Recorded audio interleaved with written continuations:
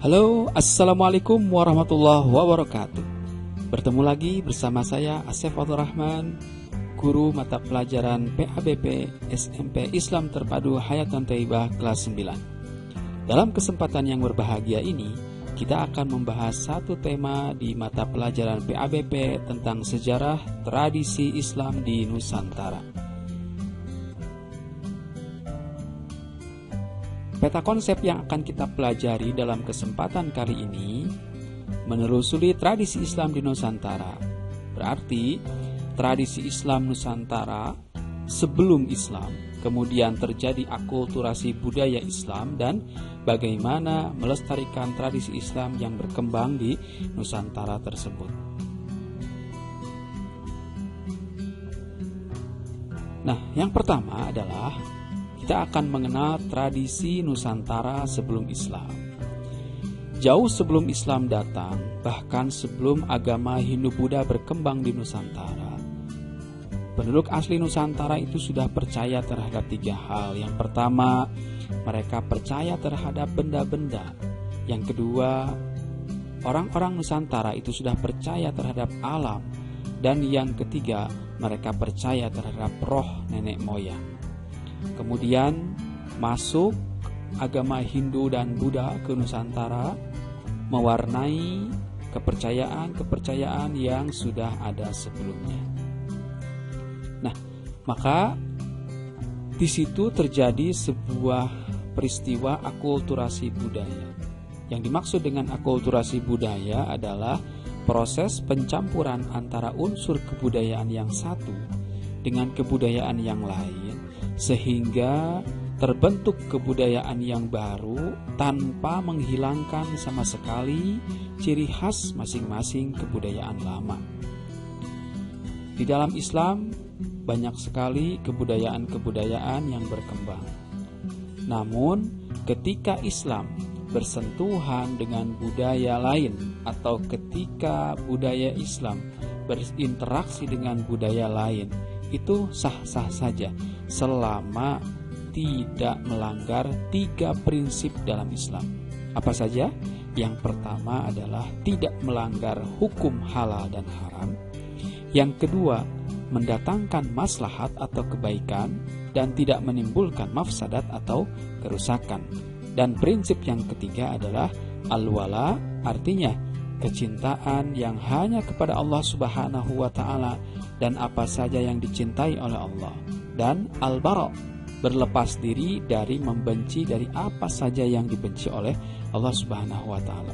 Kita contohkan tradisi banyak sekali yang berkembang di masyarakat kita, seperti sesajen. Kemudian ketika mendirikan rumah itu suka ada persembahan atau apapun. Kemudian ketika selamatan pembangunan tempat atau gedung, kemudian selamatan kelahiran, kemudian selamatan untuk hari raya tertentu. Nah, ketika selamatan itu tidak bertentangan dengan tiga hal ini, itu sah-sah saja menjadi sebuah tradisi dan boleh dilakukan. Tapi ketika tradisi yang asalnya dari non-Islam kemudian berinteraksi dengan kebudayaan Islam, itu boleh kita amalkan selama tidak bertentangan dengan prinsip-prinsip Islam tersebut.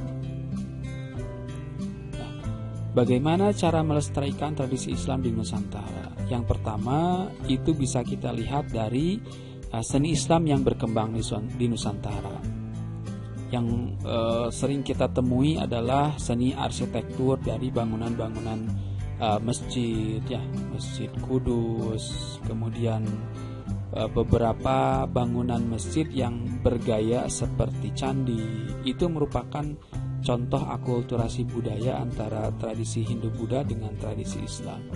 Seni ukiran, ya, di masjid, kemudian seni kaligrafi tentu, kemudian seni tari. Nah, ada yang disebut dengan tari saman. Tari saman itu merupakan akulturasi budaya antara budaya Nusantara dengan budaya Arab atau budaya Islam. Saman dalam bahasa Arab itu berarti 8.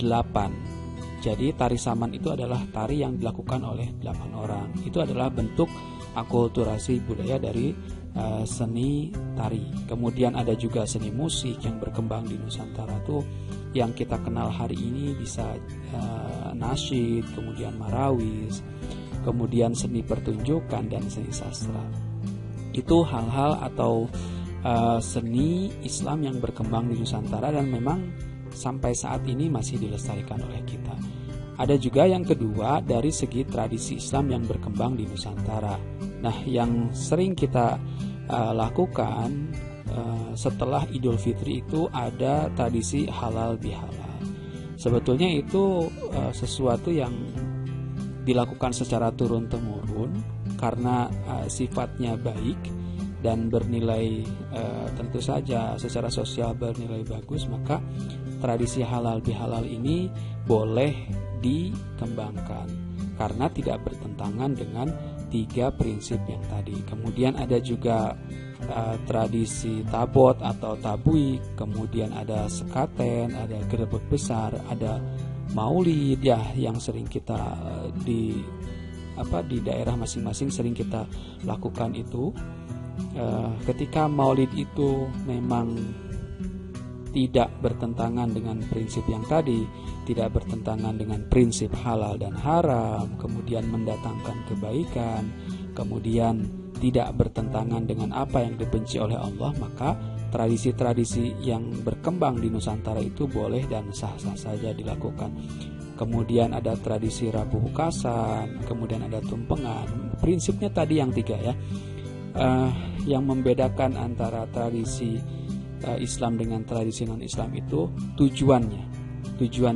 Contoh, ketika seseorang membangun rumah, kemudian dia membuat sesajen untuk si penunggu rumah atau agar proses pembangunan rumah atau gedungnya berjalan lancar, maka dia menyediakan sesajen. Itu ditujukan bukan kepada Allah Subhanahu wa taala, tapi agar dilindungi dari makhluk-makhluk tertentu. Nah, itu yang tidak boleh karena itu sudah bertentangan dengan ajaran Islam. Nah, itu ya harus dibedakan antara tujuan tradisi yang berkembang di Nusantara itu.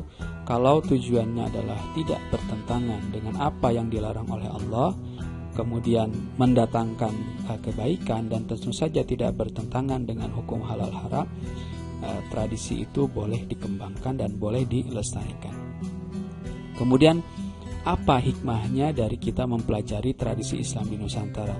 Tentu saja banyak sekali hikmah yang akan kita peroleh. Yang pertama, kita akan menghargai perbedaan tradisi.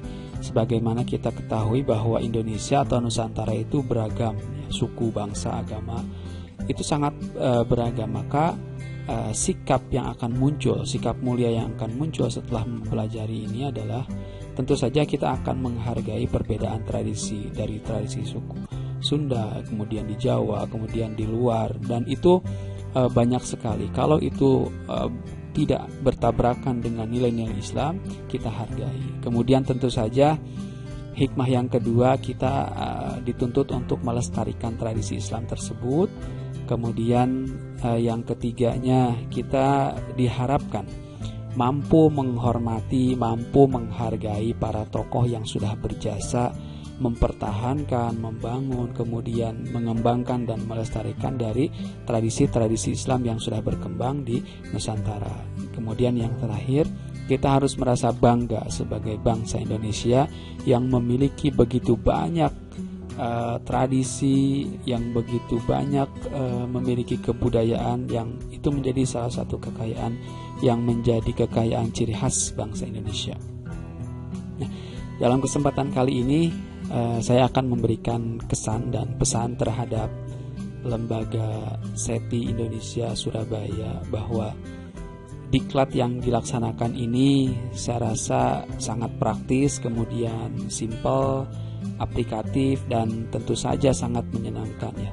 Karena metode yang digunakan dalam diklat yang diberikan oleh tim SETI Indonesia Surabaya ini mampu memberikan atau mampu menambah kemampuan IT saya, kemudian sangat bermanfaat untuk kelancaran PPM di masa COVID-19 pandemi 19 ini.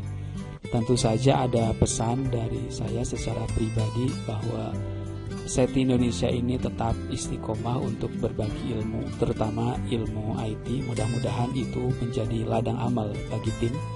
Kemudian semoga Bunda Wanda beserta tim dari SETI Indonesia diberikan kesehatan yang maksimal oleh Allah Subhanahu wa Ta'ala.